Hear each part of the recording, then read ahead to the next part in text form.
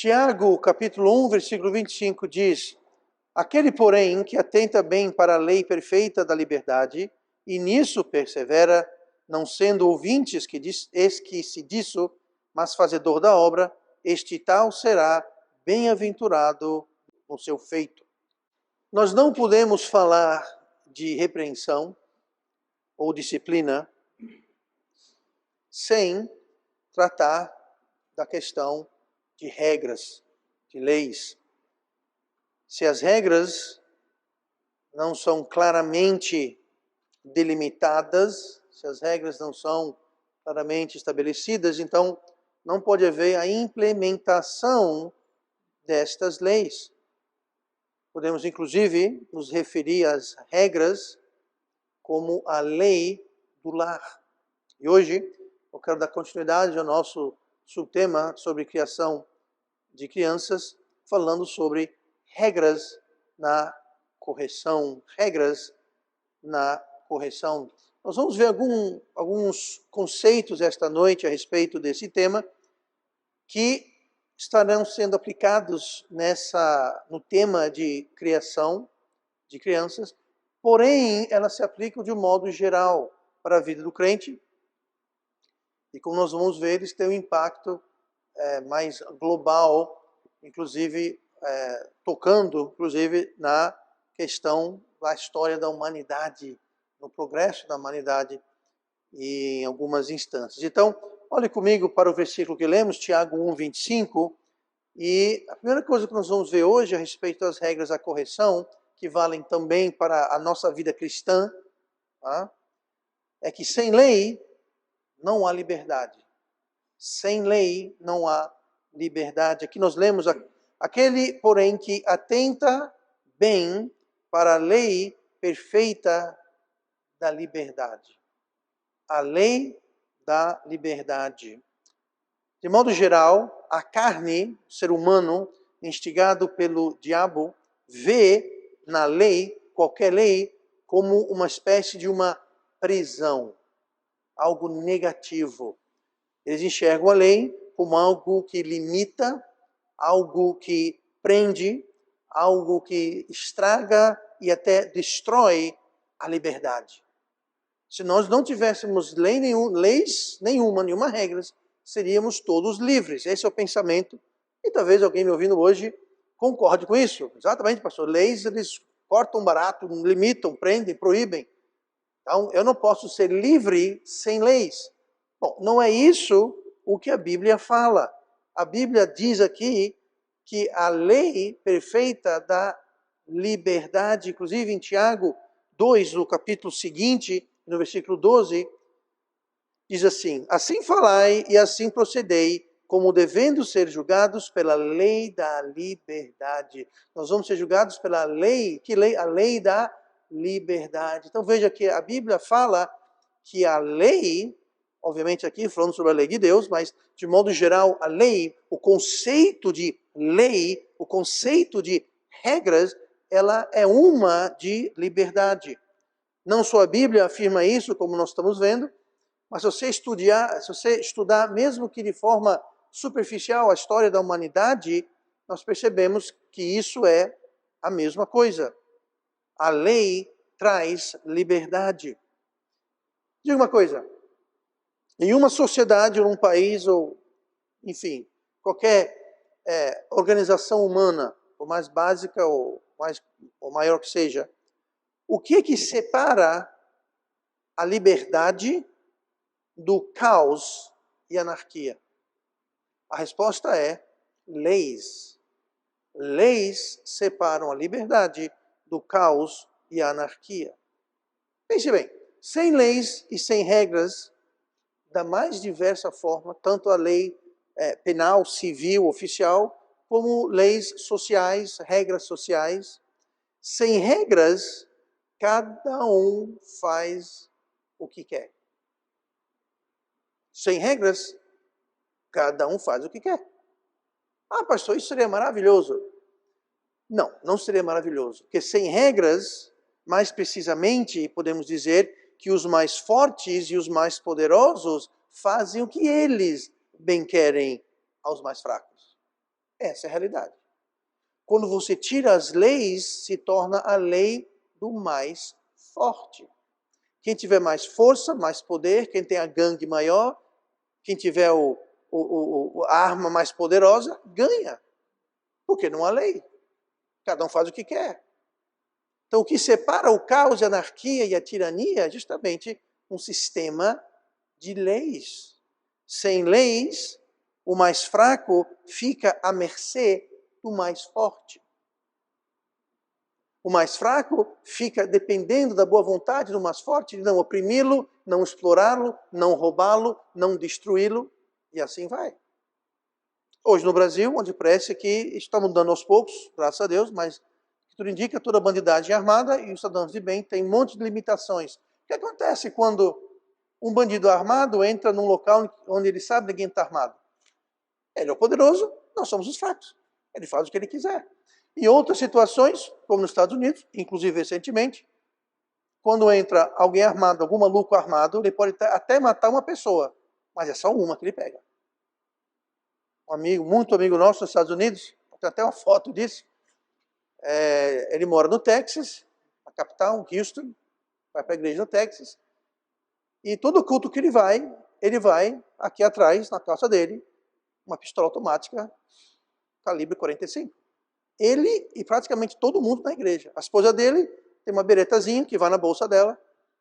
Quero ver o doido que vai entrar naquela igreja e sacar uma arma. Ele não dá um tiro. Não dá um tiro. Ah, mas nos Estados Unidos, pastor, a gente ouve dessas... são estados e cidades onde as armas são proibidas, onde o cidadão comum não pode andar armado, aí entra alguém armado e ele é o rei lá dentro. Então são as leis.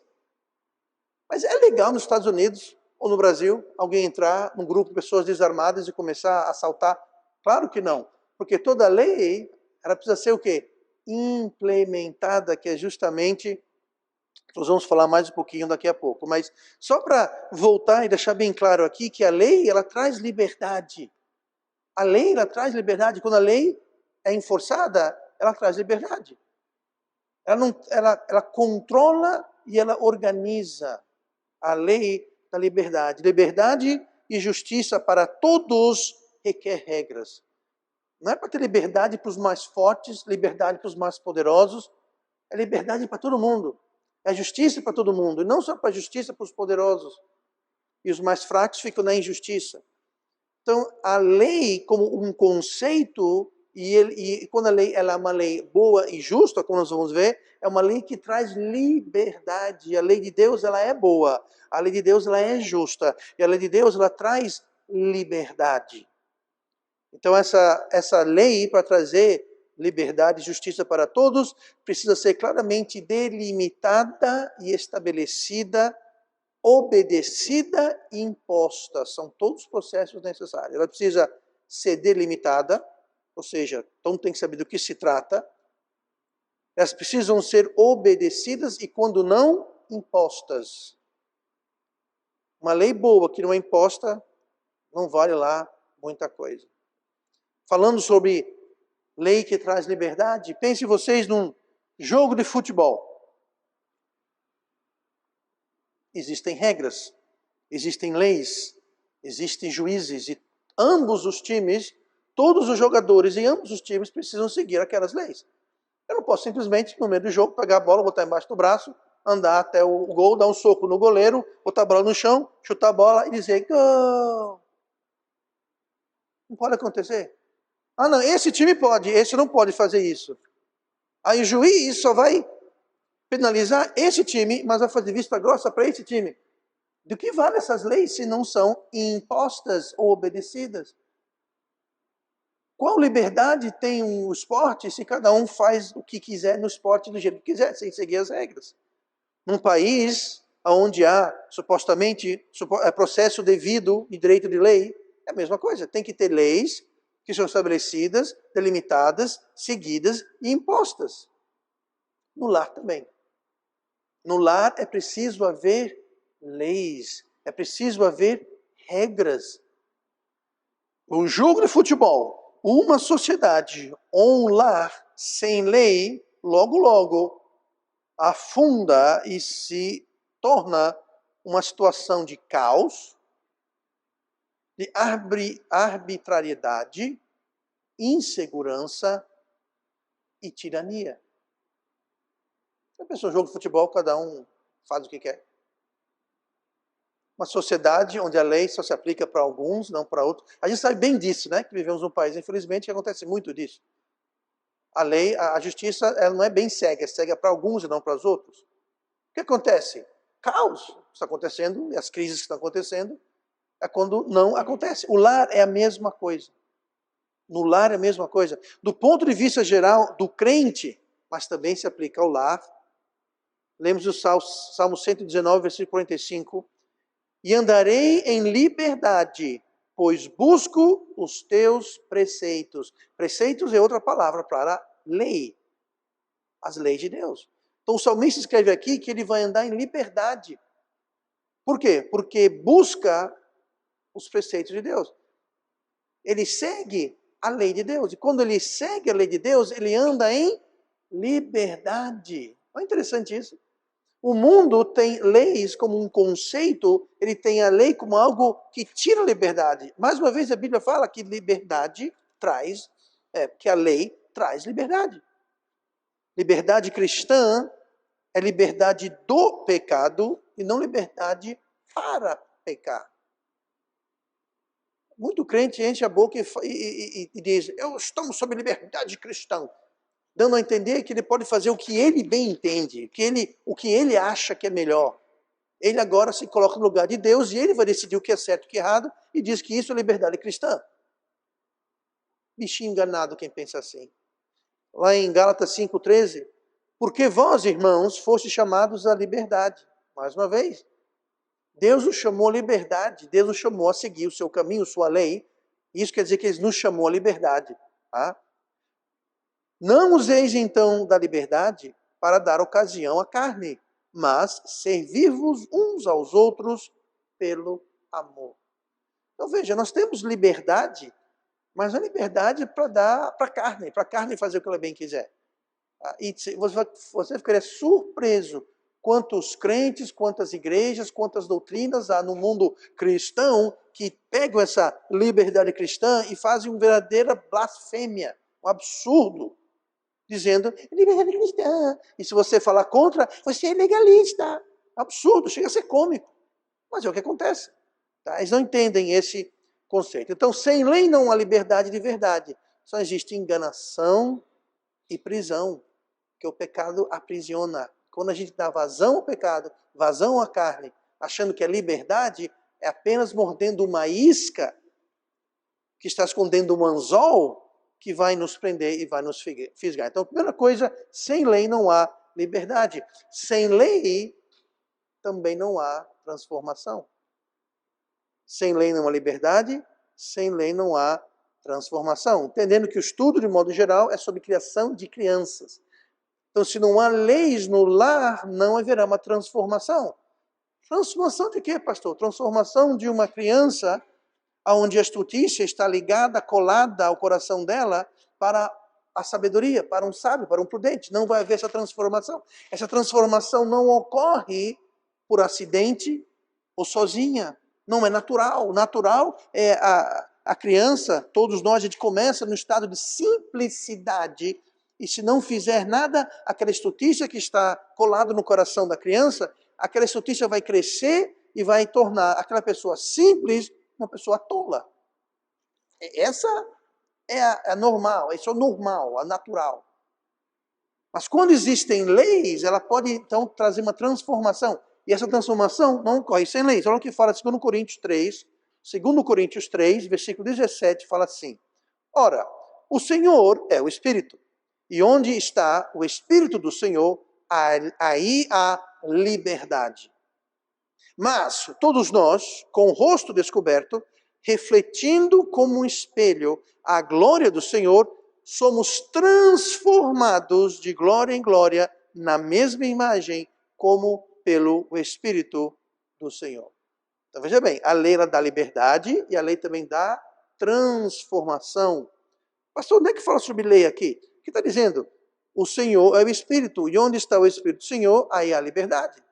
Aqui está falando sobre alguém que tem o Espírito de Deus, e obviamente não está entristecendo, extinguindo aquele Espírito, ele está seguindo a lei, sendo obediente, porque é com essa obediência ao Espírito, onde ele não é extinguido ou entristecido, é ali que vai haver essa transformação. E como é que a gente faz isso? Refletindo como um espelho a glória do Senhor. Como é que eu reflito a glória de Deus? Justamente obedecendo e andando no Espírito, seguindo as leis e as regras e as veredas do Senhor. É assim que eu reflito a glória de Deus. É assim que eu brilho a minha luz. Não é isso que Jesus falou? Então, que brilhe a sua luz para que os homens vejam suas boas obras e glorifiquem o vosso Pai que está no céu. Como é que a gente reflete essa luz? Obedecendo, vivendo para Deus, seguindo as leis, as regras e os preceitos de Deus. Então, um lar sem lei, um lar sem regra, não é um lar onde há transformação. Não há transformação dos pais, que assumimos seriam pessoas crentes salvas, mas mais importante e pertinente ao nosso estudo, não haverá transformação dos filhos. De quê? De seres naturalmente simples, mas com a semente de estultícia dentro deles. E se não for tratado, como eu falei, aquilo vai naturalmente progredir de simplicidade para tolice. Não haverá transformação de simplicidade para sabedoria e prudência. Foram leis inspiradas pelas Escrituras, ainda na Idade Média, que transformaram e organizaram o mundo ocidental livre que nós temos hoje. Na Idade Média, esses países, quase como todos, em alguns lugares do mundo continuam, eram sistemas feudais, onde havia poder absoluto de um rei, ou o dono, ou a pessoa que era mais poderosa, ela se impunha e dizia: isto aqui é meu. Isto aqui é meu. E o que não for meu, eu vou tomar por força. Então eram senhores, reis, chame o que você quiser, mas tiranos, que eles dominavam e controlavam e impunham a sua vontade, sua palavra era lei. Se ele passasse, olhasse para alguém, não gostava do jeito que foi visto, manda matar. Por quê? Ele era o poder absoluto. E quem não era poder absoluto, família dele ligado a ele, não era nos favores dele, era nada, não tinha direito, liberdade nenhuma. Tinha o direito de trabalhar no sistema de escravidão ou semi-escravidão, de subsistência, debaixo da tirania. Isso foi o estado natural da humanidade na maioria da sua existência, gente. Haviam pouquíssimas pessoas superpoderosas e ricas e o resto era... Aí você fala: pastor, mas o capitalismo hoje, o professor na escola falou, gente, isso é uma ignorância total. Se você vê a história da humanidade, você acha que o capitalismo é injusto? Não vou dizer que o capitalismo é um sistema perfeito, não é perfeito porque o homem não é perfeito. Entra a ganância, a desonestidade. Então não estou defendendo ideologia nenhuma. Só estou dizendo o seguinte: se você vê o que existia antes, o que existia na Idade Média e antes, eram lordes e tiranos e chefes de tribo, que seja, absolutos. E ninguém tinha direito a nada.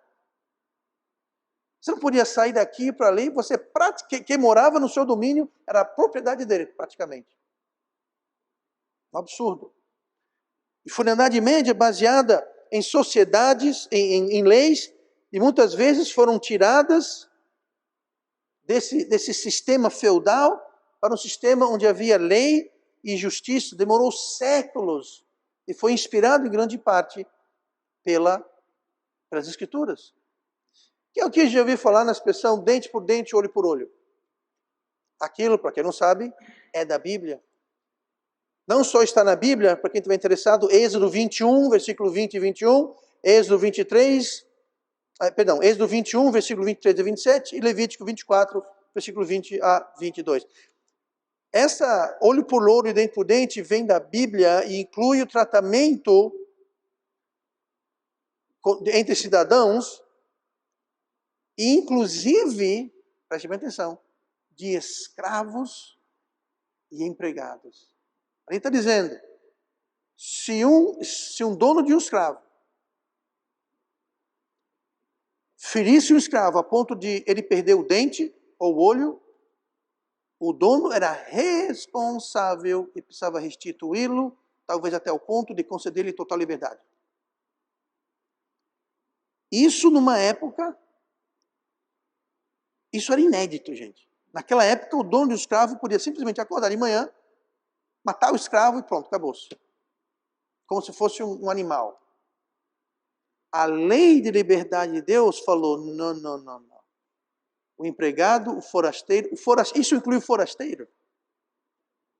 Porque em muitos lugares, se você era cidadão, você tinha direitos. Se você era forasteiro, você era nada, você era um lixo, você era um bicho. A lei de Deus falava, não, haverá uma lei para o judeu, para o forasteiro, para o servo e para o escravo. Dente por dente, olho por olho. Não adianta, você feriu um escravo, um forasteiro, você vai responder por isso. Não pode.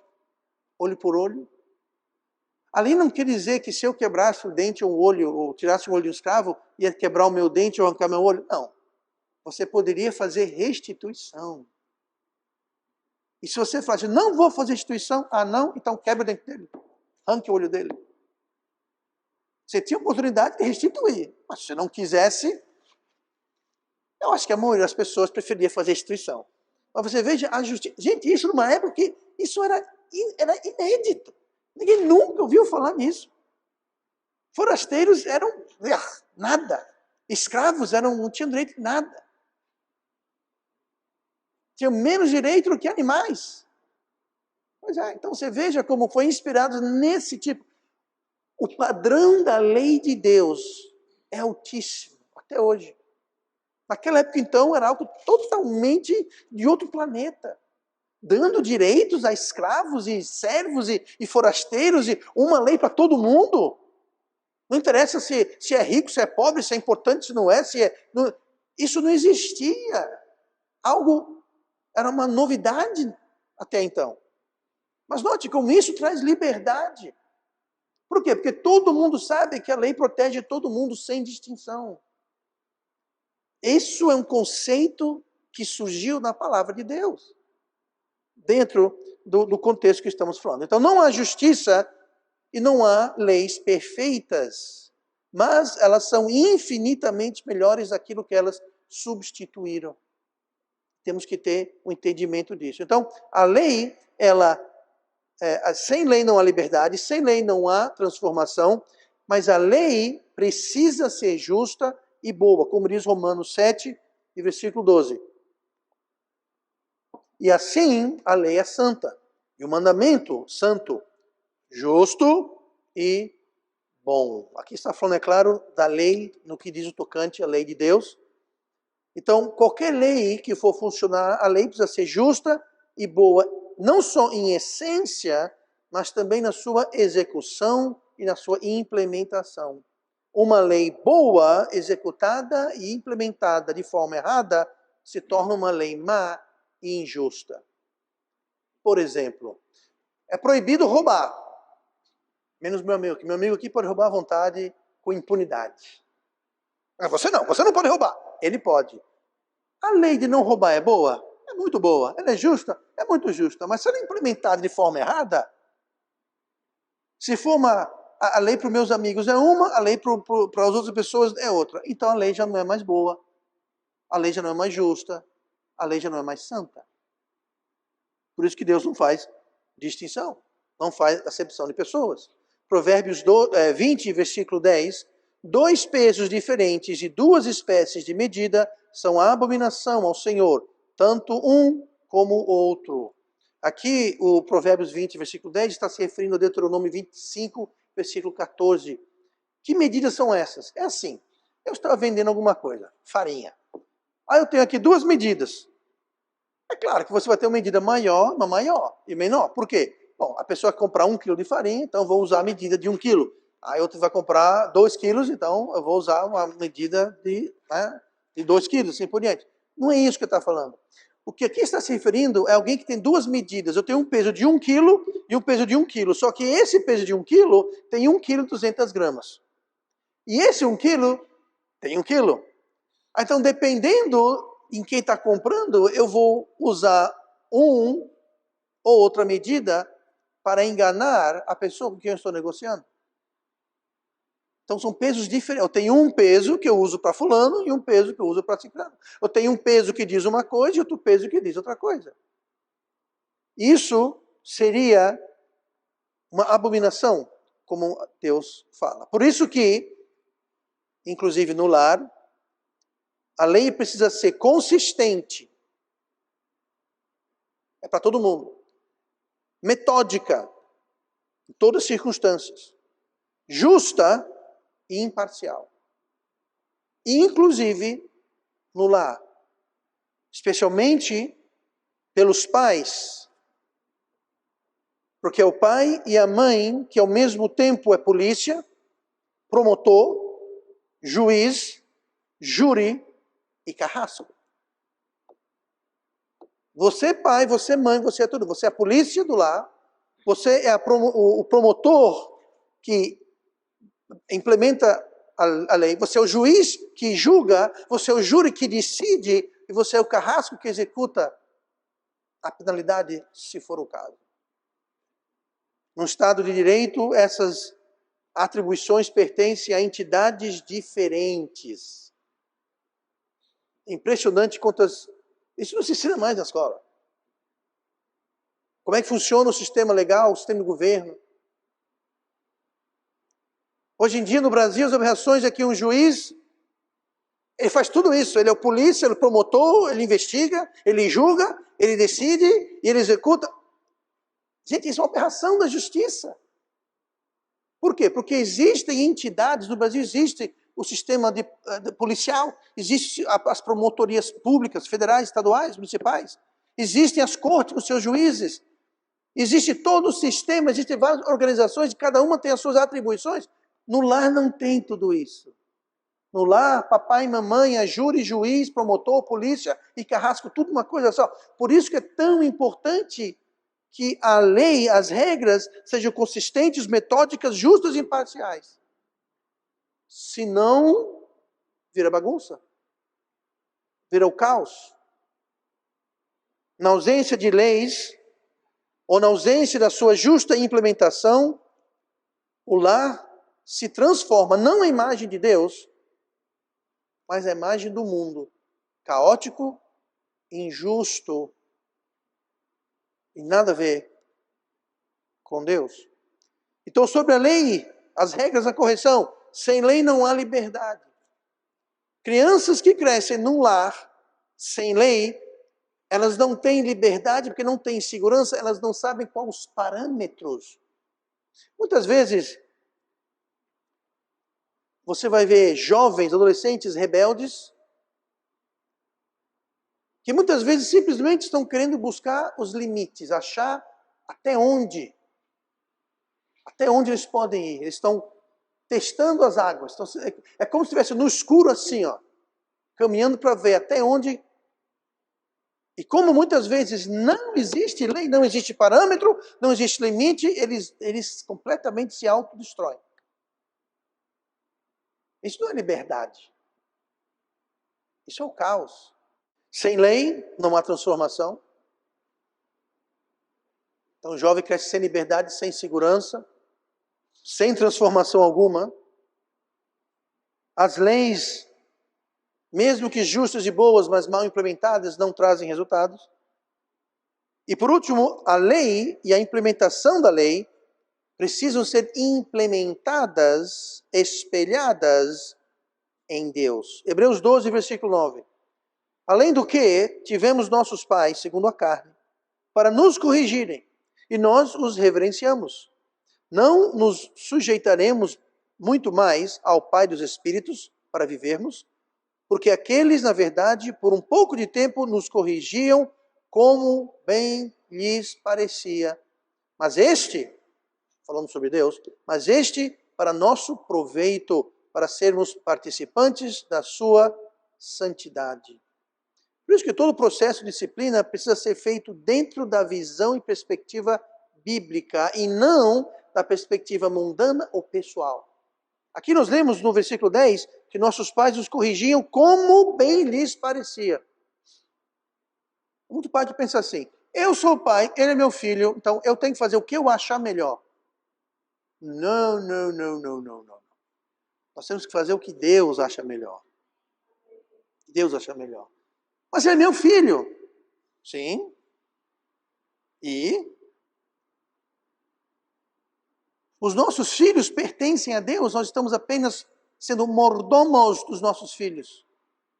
E a ideia é que nós os criamos para que eles cresçam e sejam servos de Deus. Não necessariamente um pastor missionário, não, não, não. Servo de Deus no sentido de alguém que serve Deus, que ama Deus, que reflete a glória de Deus.